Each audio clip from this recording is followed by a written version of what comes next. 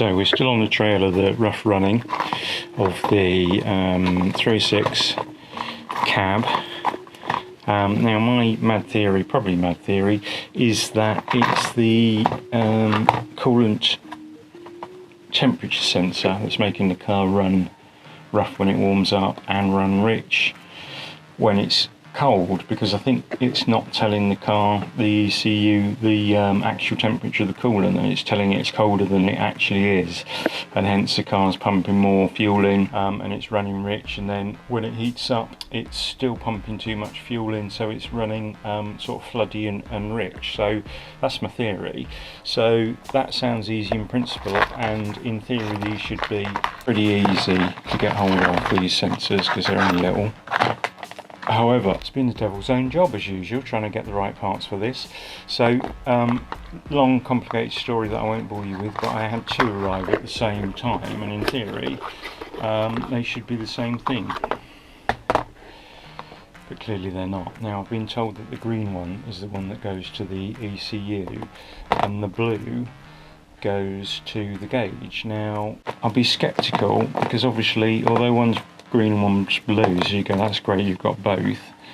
I only ordered the ECU version, and that's got a very different gauge sensor on it compared to that. So we'll have a little look in a second under the bonnet and see what we can find.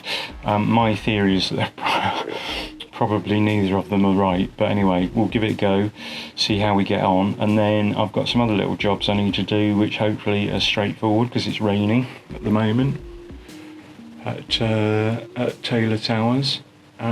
Just started to rain, so let's give it a go and see how we get on. Okay, have a little look, see, desperately needs a clean. Look at that. Wait till it stops raining. Okay, so that I've been reliably informed that I was a bit worried about is for aircon, which we haven't got, so that's fine. There's the blue one. The aircon one goes in there where appropriate. The blue one, supposedly, let me get a screwdriver. Right. Oh, bugger. There we go. Not short out the battery if we can help it. So.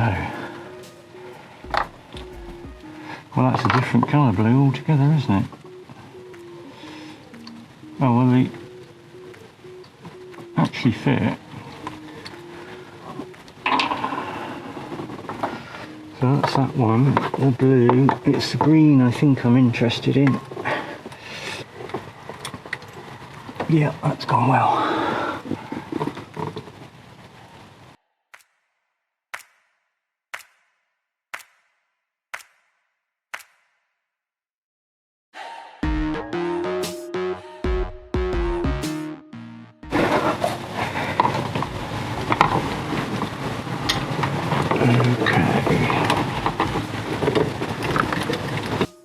Okay, so I've retrieved that, so take the green one off. Now, clearly, or hopefully at least, there's some coolant in the back of here. So I want the car to be cold, or cool, so that we don't get coolant spurting out everywhere. So, let's try. Ease these off gently, ever so gently. Not a lot of room is there to manipulate those. Well, there's no, so far, scalding steam squirting in my eyes. Well, that looks like the little one, which is great news. Quickly run that in there. Oh,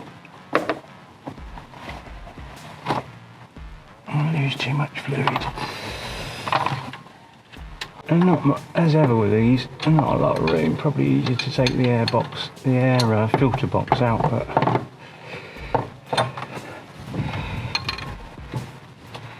think I'll try and manage without, because that's just a bloody pain as well, isn't it?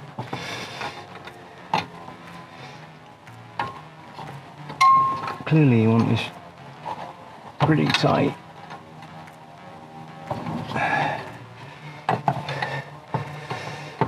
If you've got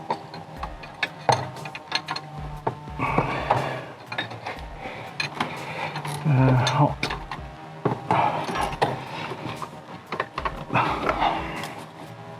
no, it's no good. Air filter box, out you come. Right, that should be better, shouldn't it? That should be better. Yeah, baby. Yeah, baby. There we go. Now, question is, we're going to have a little look at this one. Of course I am. See if the blue one that we've got here looks anything like this. This is a bit stiffer, this one. Oh, it is a big one, look. Just put a map sensor in, that's got some mastic around it or something. Yeah, it's to put a map sensor in, which we took all the throttle body off and everything, and only realised then that they'd sent us the wrong part. Now, that does look like the right bit, doesn't it? So what I've been told is blue goes to the gauge, green goes to the ECU. The one in the middle that worried me to start with, because it had got a blanking plate on, is for the aircon we haven't got, so that makes a load of sense. So that's those in.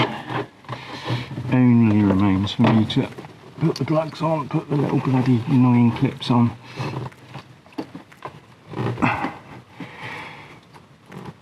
Which I always manage to drop, as you've seen already, into the engine bay. I hope my theory's right, because I've been banging on and on about this for yonks, for the fuel filter, the map sensor, and these sensors been about 30 quid I think, so if this sorts it, and it means we don't have to take it to clever people who charge clever prices, then that'll be a result, won't it? There we go.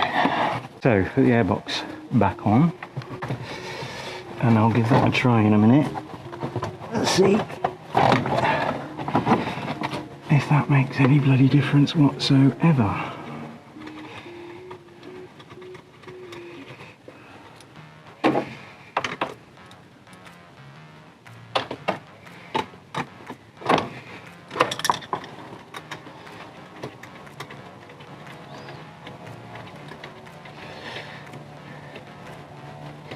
So before I do that, before I'm going to run this anywhere, I've got some little speakers jobs to do, which hopefully, I always say hopefully they'll be straightforward, and they never are. But speakers, I mean, come on, that can't be hard, can it?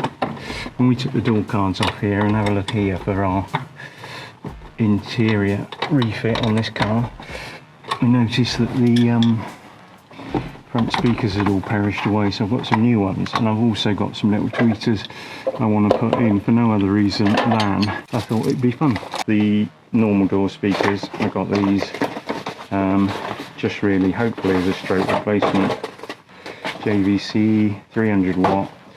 I'm only going to keep the standard head unit, so they hopefully won't be stretched in any way, so you don't have to take the door cut. So when I first saw these, I thought they were fixed. They were fixed, but they're actually separate. Oh dear, that's already looking a bit gnarly, isn't it? Who put those in? Right. Oh, they're a hex. That's why. So I'll get my hex drivers, take those out. Those screws actually help keep the door card in, which is quite good. Any of you that had a old Ford Fiesta or something will know you put heavy speakers in the door card. Every time you slam the door cards came off. But these actually go right through onto the mounting plates at the back, so that's quite helpful. So let me get my hex bits. He said, there we go. They shouldn't be too tight because they haven't been in there very long. They're long though because they go right through, as I say, which I think is a great idea. Helps keep everything So 20 watt RMS, original ask, made in Italy, but look, shot to shit, and that basically had it, hasn't it? Now clearly we're going to have to do some clippage here, I think. What do they look like there? Oh, they are. They're just spade connectors in a little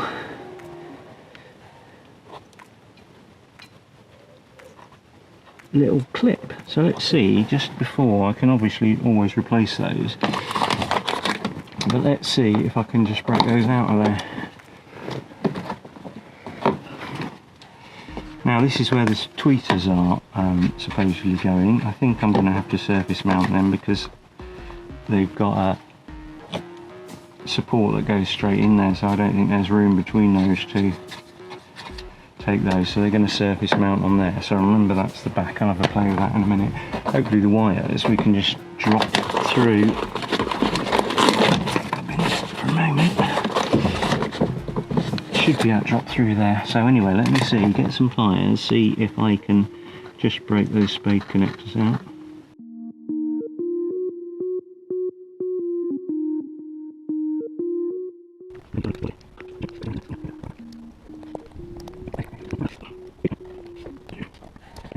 Oh, there you go, look. There you go. Now they're not going to fit on new ones, are they? Now clearly if you get these the wrong way round, they go in instead of coming out, but they do go on there.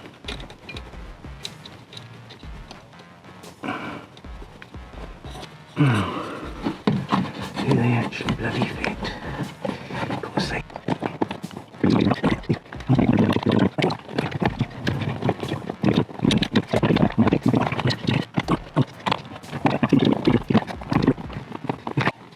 That's not hard, is it? There we go. So, just going to do the other one. I won't bore you with that. Tweeters will come another day because it's raining hard now. That'll give me a chance to build myself up to that. There we go. They just clip in like that. Okay, folks. Nice to see you. I'll let you know how we get on with those sensors, because clearly I'm going to move this car in a minute and see if that has cured our problem. I might have to take it for a little run, get it warmed up and see what happens, so I'll update you. I'll probably be at the side of the road waiting for the AA, but anyway, you never know. Let's take a positive attitude and hope for the best. See you later. So folks, yeah, this car's been running now for 15-20 minutes.